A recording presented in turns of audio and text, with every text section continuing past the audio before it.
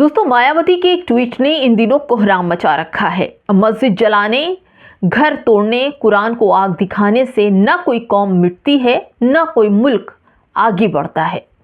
त्रिपुरा के इन दिनों जो हुई हिंसा है उस पर पूरी तरह से मायावती ने ये बात कही है।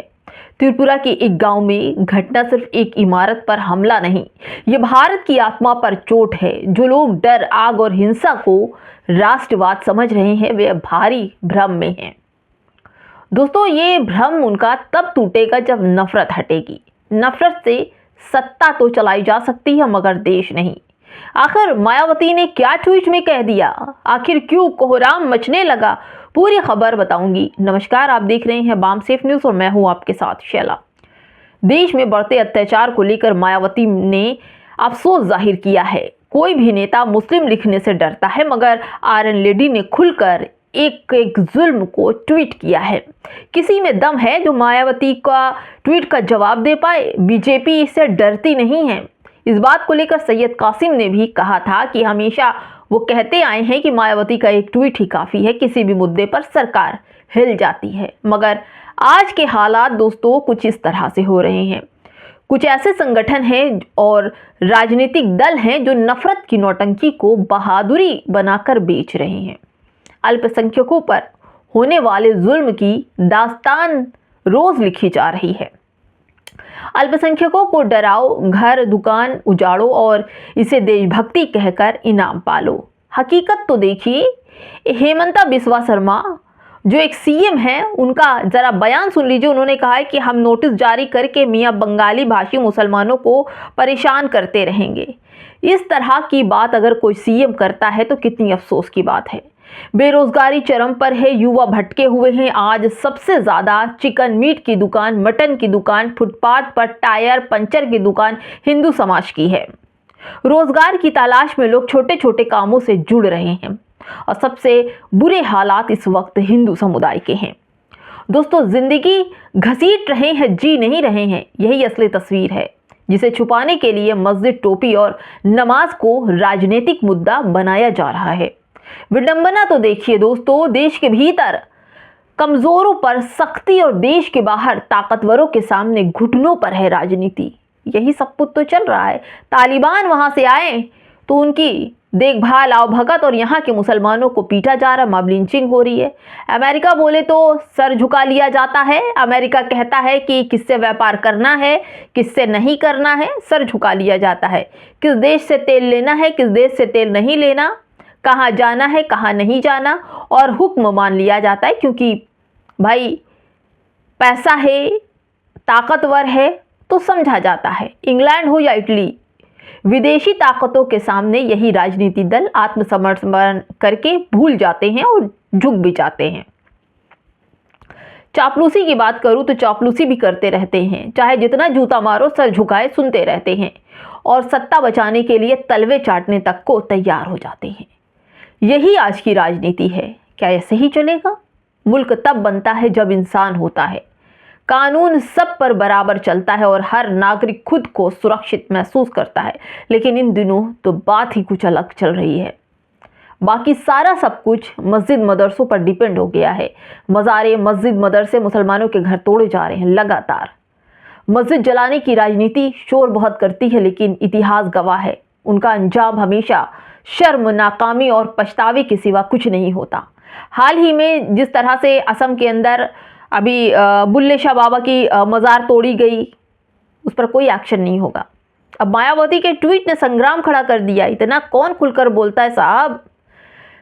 जब सरकारों के बड़े बड़े दावों और लुभाने वादों आदि को भूल भुलैया से अलग हटाकर ये ईमानदार आंकलन किया जाए तो क्या केंद्र व राज्य सरकार को केवल छलावा पूर्व बातें हैं?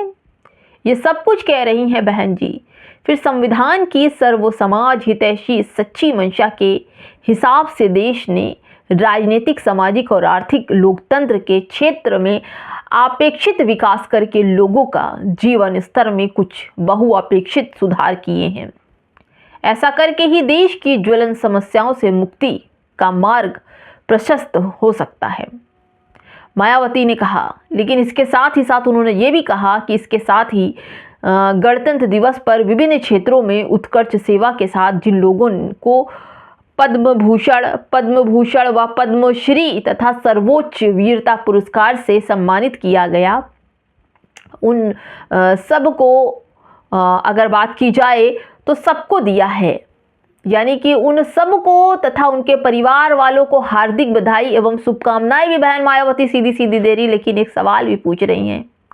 इतना ही नहीं बल्कि देश के बहुजन समाज के करोड़ों गरीबों, शोषित, पीड़ित एवं उपेक्षितों को अपने पैरों पर खड़ा करें, ये भी कह रही हैं। आत्मसम्मान व स्वाभिमान का जीवन दिलाने के संघर्ष हेतु अपना पूरा जीवन समर्पित करने वाले बहुजन समाज पार्टी के जन्मदाता एवं संस्थापक मान्यवर कांशीराम जी को देश भर में उनके करोड़ों अनुयायियों की चाहत के अनुसार अब बिना देरी किए भारत रत्न से सम्मानित किया जाए तो ये उचित होगा, जिसकी मांग बीएसपी लगातार बरसों से कर रही है। क्या नरेंद्र मोदी की सरकार ये सब कर पाएगी? क्या नरेंद्र मोदी की सरकार मान्यवर कांशीराम जी को पद्म भूषण नवाज पाएगी?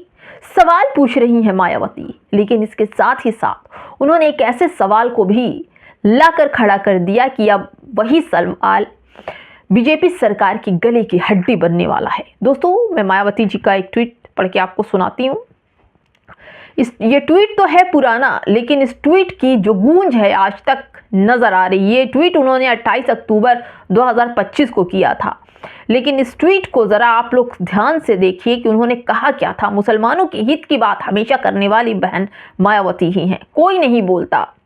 देखिए, बहन जी ने लिखा है कि मुस्लिम लड़की लाओ नौकरी पाओ के ताज़ा, सक्रिय एवं घृणित बयान के साथ साथ यूपी एवं उत्तराखंड सहित अन्य राज्यों में भी धर्म परिवर्तन, लव जिहाद और न जाने क्या क्या नफरती नाम देकर उनके विरुद्ध कानून को अपने हाथ में लेकर सांप्रदायिक एवं जातिवादी देश वैमन्य, अशांति, अराजकता एवं लोगों के जान माल एवं मजहब पर खतरा बन जाने का शरारती तत्वों का यह विशैला हिंसात्मक खेल अति निंदनीय है। ऐसे अपराध, अराजक एवं असामाजिक तत्व सभ्य एवं संवैधानिक सरकार की किसी खुली चुनौती को खतरा है। उन्होंने शाह संरक्षण देने के बजाय सरकारें राज्य की करोड़ों जनता के हित एवं कल्याण को ध्यान में रखते हुए कानून का राज स्थापित करना सुनिश्चित करने के लिए ऐसे लोगों के खिलाफ सख्त कानून कार्रवाई करे, यही व्यापक इन जनहित में जारी है, यही जनहित के लिए कल्याणकारी है। दोस्तों, बहन जी ने खुलकर पूरी तरह से मुखालफत बीजेपी, आरएसएस, बजरंग दल और तमाम संगठनों की कर दी है। क्या मुसलमान शब्द बोलना जिन बड़े नेताओं को शर्म आती है और उन्हीं शब्दों को मायावती ढाल बनाकर मुसलमानों के लिए सीना तान कर खड़ी हो जाती हैं और कहती हैं इस तरह के शब्दों का इस्तेमाल करना पूरी तरह से देश को खतरा और ऐसे लोगों पर कार्रवाई होनी चाहिए। तो इस पूरी वीडियो में आप ये बताइए कि बहन मायावती हमेशा मुसलमानों के लिए भी बोलती हैं, कहाँ गलत हैं मायावती जो मुसलमान आज छिटका हुआ है उनसे? मुसलमानों को भी होश में आना चाहिए, कोई तो ऐसा हो जो उनकी तरफ से बोले। और बहन मायावती हमेशा से मुसलमानों के साइड लेकर सरकार की आंखों में आंखें डालकर सवाल ज़रूर पूछती हैं। फिलहाल दोस्तों, इस वीडियो में इतना ही। नमस्कार।